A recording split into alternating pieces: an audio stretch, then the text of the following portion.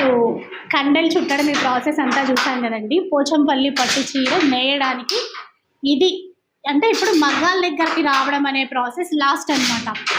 అంటే ముడి దారం తీసుకోవడము, దానికి రంగులు అద్దడము, ఆ తర్వాత కండలు చుట్టడము, ఇప్పుడు లాస్ట్ ప్రాసెస్లో మనకి మగ్గాల దగ్గర నేయడం అనమాట.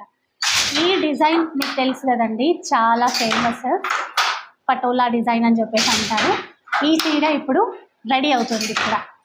సో ఈ దారం పైన మనకు ఆల్రెడీ డిజైన్స్ అనేవి ఉంటాయి. ఇదే దారాన్ని ఒక సీక్వెన్స్లో క్రమ పద్ధతిలో వాళ్ళు పెట్టేసుకొని నేస్తూ ఉంటారు. ఈ ప్రాసెస్ అంతా కంప్లీట్ అయిన తర్వాత ఒక పోచంపల్లి పట్టు చీర మన ముందుకు వస్తుంది. ఒక్క చీర వెనకాల ఇంతమంది కష్టం దాగుంటుందండి. దాదాపు 8 నుంచి 10 మంది కష్టపడుతూ ఉంటారు. సో ఇంత కష్టమైనటువంటి మన చేనేత కళని మనందరము కూడా ఆదరించాలి, ప్రోత్సహించాలి.